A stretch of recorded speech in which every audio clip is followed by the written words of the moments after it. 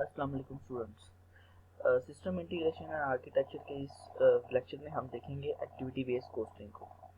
ये टॉपिक हमारा चैप्टर 8 की स्लाइड्स के अंदर ही है। चैप्टर 8 का ही ये टॉपिक है जो बुक हम फॉलो कर रहे हैं। तो ये क्वाइट लेंथी टॉपिक है जिसको हम आज कवर करेंगे, जिसका नाम है एक्टिविटी बेस्ड कोस्टिंग। इसको हम ABCB शॉर्ट फॉर्म में कुछ जगह पर लिखते हैं। So basically activity based costing is a technique that is used for activity cost accounting। कि जब आप जो एक्टिविटीज करते हैं उनकी जो कॉस्ट अकाउंटिंग होती है उनको वो करने के लिए आप ये एक्टिविटी बेस्ड कॉस्टिंग की टेक्निक यूज करते हैं, यानी कि आप कॉस्टिंग कैलकुलेशन वगैरह का काम इसके अंदर देखेंगे। तो आपके पास जो ये कॉस्ट और परफॉर्मेंस होती है एक्टिविटीज की, ये वो एक्टिविटी बेस्ड कॉस्टिंग में आप इसको देखते हैं। और क्योंकि जब भी आपने कोई अपनी प्रॉफिट या आपने परफॉर्मेंस बेहतर करनी होती है तो ये ज़रूरी होता है कि ऑर्गेनाइजेशन जो है वो ये देखे कि कितनी चीज़ें जो हैं आपकी रिसोर्सेज इस्तेमाल हो रहे हैं और कितनी चीज़ें और कहाँ कहाँ पे वो यूज़ हो रही हैं और किस किस तरीके से आप उनको सेटल डाउन कर सकते हैं। उसके अंदर कुछ आप स्टेप्स को फॉलो करते हैं। एक्टिविटी बेस्ड कॉस्टिंग के जो स्टेप्स है वो 5 स्टेप्स होते हैं।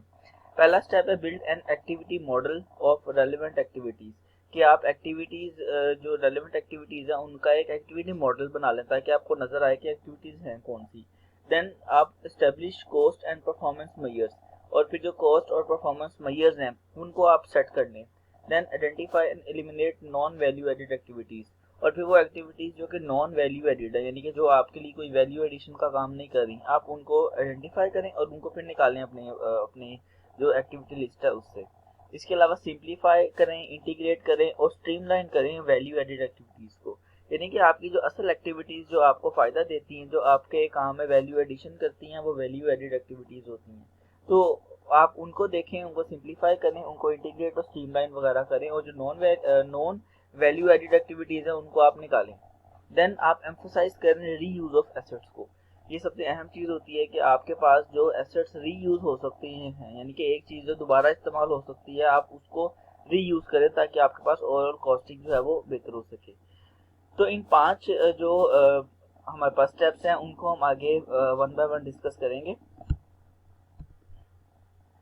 तो इसमें कुछ डिस्कशन हम इसकी कर लेते हैं कि जब भी आप एक्टिविटी कॉस्ट और परफॉर्मेंस को आप देखते हैं तो फिर आपने ये आइडेंटिफाई करना होता है कि आपके पास जो एक्यूरेट प्रोडक्ट कॉस्ट है उसको, वेस्ट इन एक्टिविटीज जो कि वेस्ट हो रही है उसको आप देखते हैं, इंप्रूव बिजनेस प्रोसेस अपॉर्चुनिटीज को देखते हैं, कॉस्ट ड्राइवर्स जो है यानी कि वो चीज़ें जो आपके कॉस्ट आपकी फैक्टर्स बन रही हैं कॉस्ट के अंदर, यानी कि जिनसे आपकी कॉस्ट अफेक्ट हो रही है, जो आपकी कॉस्ट लगा रहे हैं फैक्टर्स, आप उनको देखते हैं जिनको हम कॉस्ट ड्राइवर्स बोलते हैं।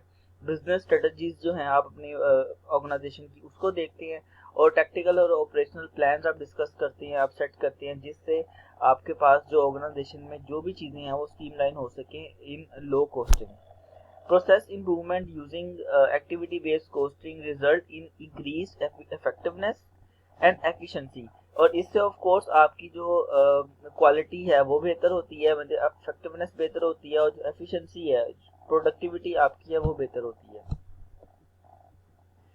तो ये जो हमने स्टेप अभी देखे थे उनको एक दफ़ा ये हम दोबारा यहाँ पर देख लेते हैं कि जो इनकी रिफाइंड फॉर्म में ये 5 steps are involve in the application of activity based costing, ABC जिसको हम बोल रहे हैं। ABC स्टेप 1 है कि आप एनालाइज करें एक्टिविटीज को, स्टेप 2 है कि आप अपनी कॉस्ट को एनालाइज करें, स्टेप 3 है कि आप इस्टेब्लिश करें मेजर्स, स्टेप 4 है कि आप कैलकुलेट करें एक्टिविटी कॉस्ट को, और स्टेप 5 है कि आप एनालाइज करें अपनी एक्टिविटी कॉस्ट को।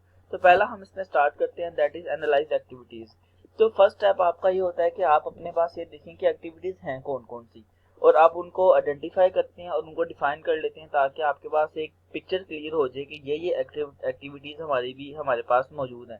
जैसे कि अगर आप कोई सॉफ्टवेयर डेवलप कर रहे हैं तो उसके लिए जो जो आपके मॉड्यूल्स हैं, जो जो आपकी एक्टिविटीज हैं, आप उनको एक दफ़ा लिस्ट डाउन कर लेते हैं, जिससे आपको ये पता चल जाता है कि ये हमारी एक्टिविटीज हैं। जैसे कि आपकी जो किताब है, बुक है, उसके उसके अंदर जेम्स ब्रिमसन और जेम एंटस आपकी बुक में ये कोट लिखते हैं कि activities are combination of people, technology, suppliers, methods and environment that produce a given service. Activities describe what the enterprise does, that is the way time is spent and the output of the process। अगर ये काम करने के बाद हम second step पे चले, यानी कि फर्स्ट स्टेप में आपने ये आइडेंटिफाई कर लिया है कि आपने कि कौन कौन सी आपकी एक्टिविटीज हैं वो आपने आइडेंटिफाई करके लिस्ट डाउन कर ली। अब अगले स्टेप में अगर आप कॉस्ट को एनालाइज करें तो कॉस्ट इस स्टेप के अंदर आप आइडेंटिफाई करते हैं कॉस्ट एलिमेंट को हर एक्टिविटी के और हर सब एक्टिविटी के, यानी कि जितनी भी आपकी एक्टिविटीज हैं वो कितनी कॉस्ट ले रही हैं और उनके अंडर जो सब एक्टिविटीज हैं वो कितनी कॉस्ट ले रही हैं, इनको आप आइडेंटिफाई करके लिस्ट डाउन कर लेते हैं। Then the cost basis that is to be used is determined, कि वो कॉस्ट जो कि आपकी लग रही है वो आप डिटरमिन कर लेते हैं। It traces all significant cost to activities and determine total resource consumption by activity और सब एक्टिविटी।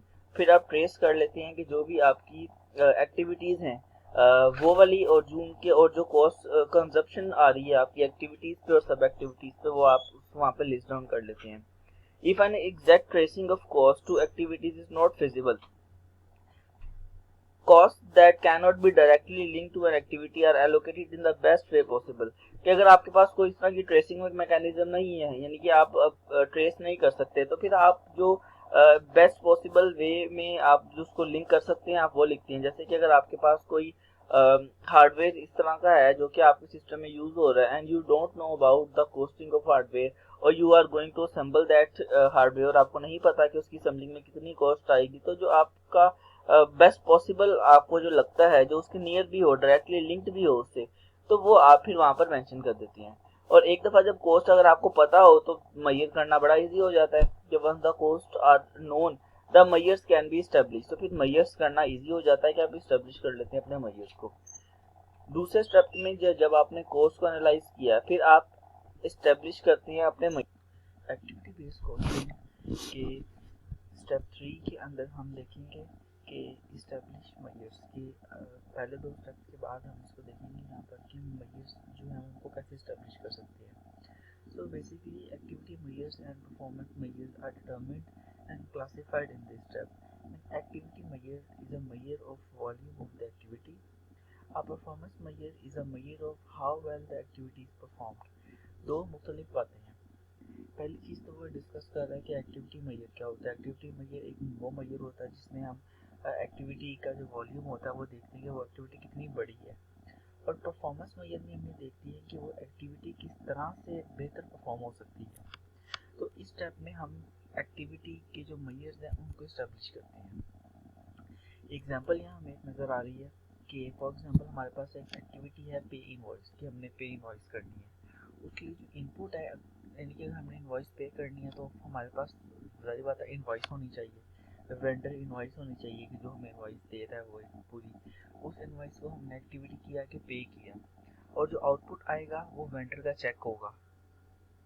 तो इस तरह से, और इसके रिगार्डिंग अगर आप देखें तो इनपुट के गेन क्या जो है वो रिसोर्सेज हैं कि रिसोर्स वो क्या क्या होंगे, like 15 minutes of clerk time होगा, 3 मिनट्स ऑफ कंप्यूटर सिस्टम होंगे, 15 स्केल ऑफ स्पेस होगी, फर्नीचर डेप्रिसिएशन होगी, ये सारी चीज़ें रिसोर्सेज हैं। फिर सब एक्टिविटीज़ आती हैं इस एक्टिविटी के अंडर, यानी कि अगर आपने पे इनवॉइस करनी है तो उसकी जो सब एक्टिविटीज़ हैं वो आएंगी। फिर जो आउटपुट है तो उसकी जो हमारे पास एक्टिविटी मेजर्स है वो आएंगे। तो आप ये एक एग्जांपल है जो आपको ये शो करती है कि आपने एक्टिविटी मेजर्स क्या होंगे।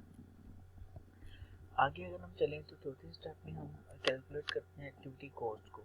सो once the activity measure has been determined, activity measure determine हो गए, अब the total cost for the activity can be then be calculated. तो अब हम उस कॉस्ट की जो एक्टिविटी की कॉस्ट है वो निकाल सकते हैं।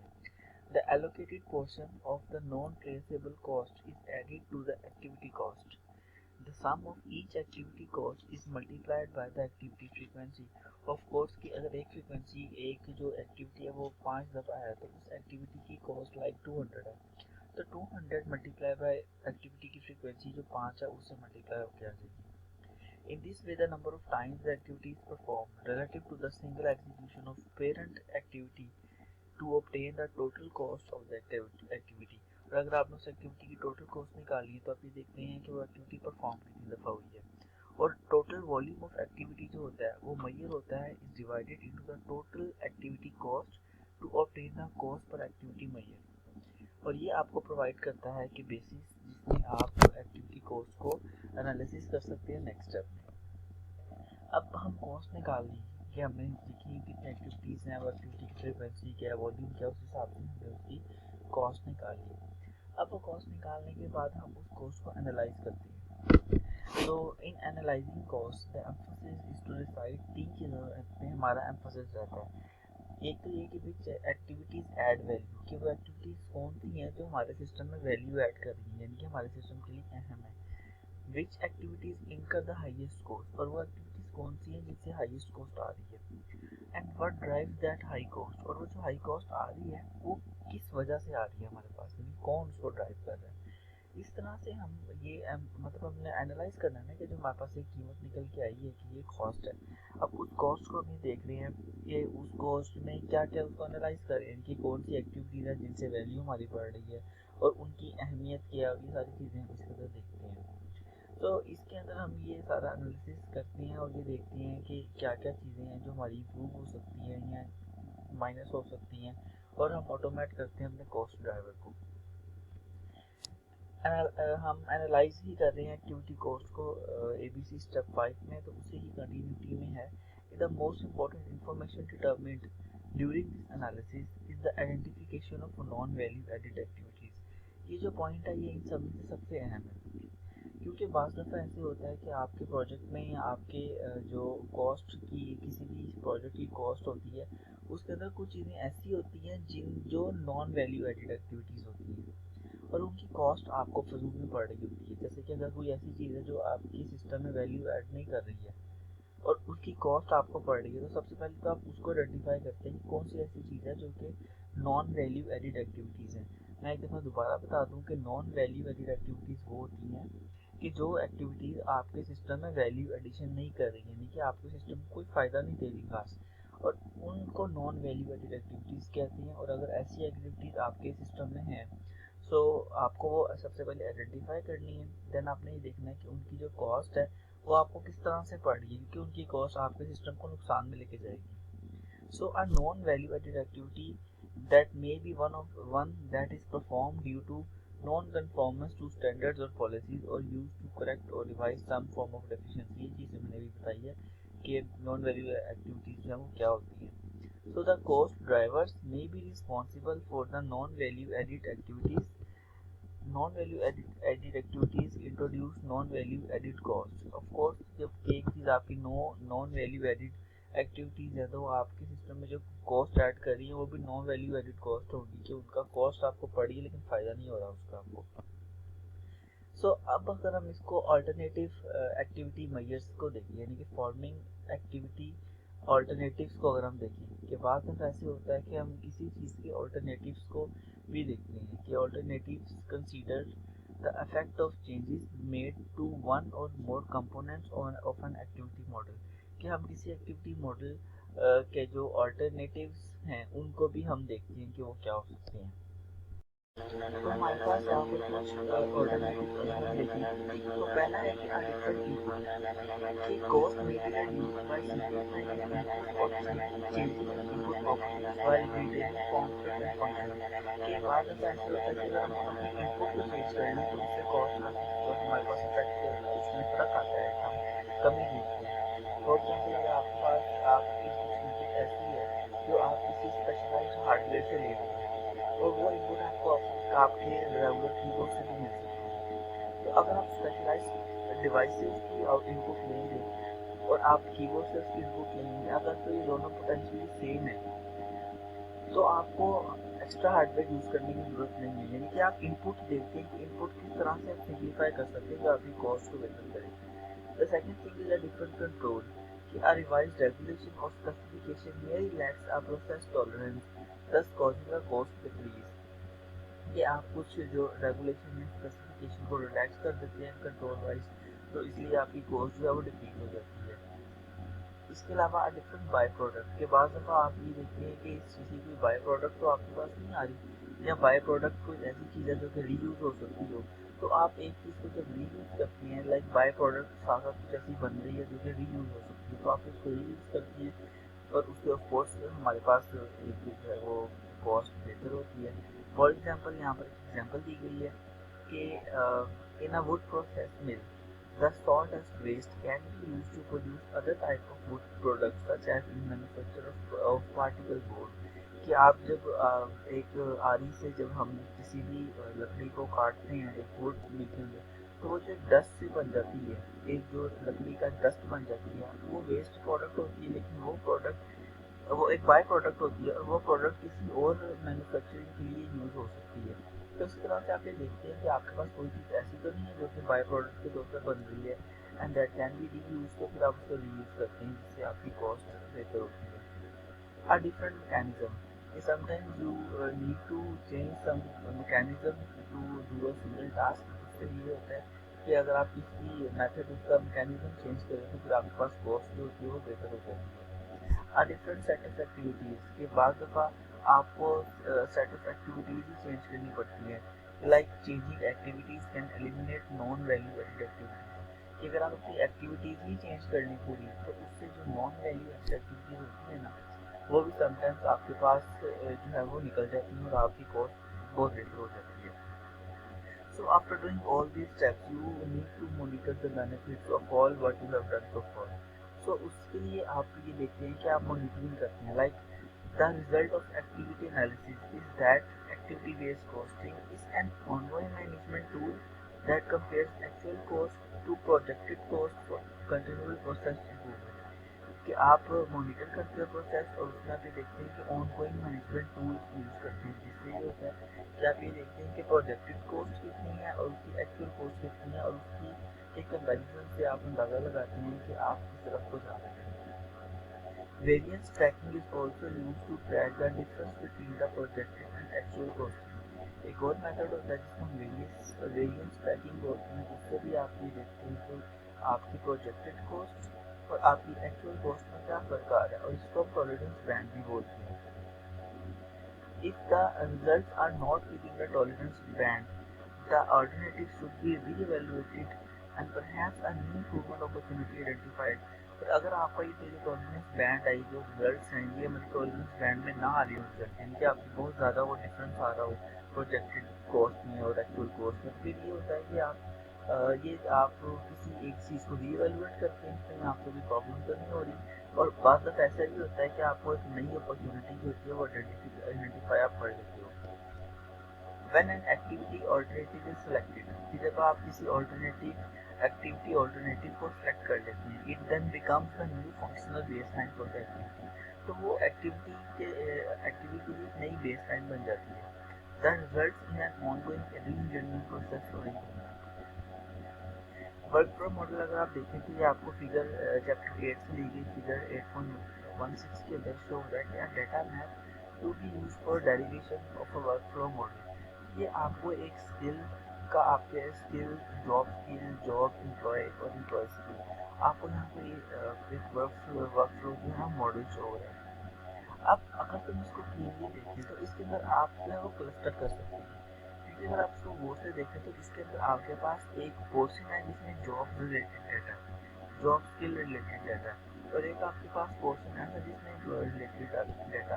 सो you can make two different clusters. एक क्लस्टर आपका लाइक जो यहाँ पे हाईलाइटेड है वो जॉब स्किल्स का क्लस्टर बन जाएगा and other one would be the employ cluster.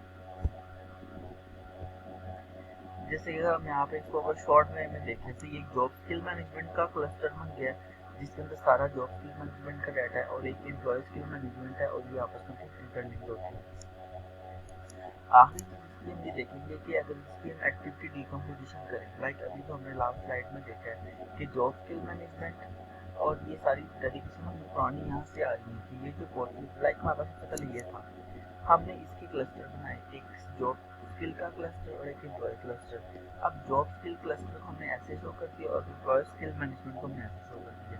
अब फर्दर इसकी अगर डिकम्पोजिशन करें तो job skill cluster, job skill management के अंदर है कि develop job description, compare applicant skill to job, increase job skill level, और एम्प्लॉय स्किल मैनेजमेंट के अंदर आएगा कि develop employ training block, determine work assignment और डॉक्यूमेंट एडिशनल ट्रेनिंग।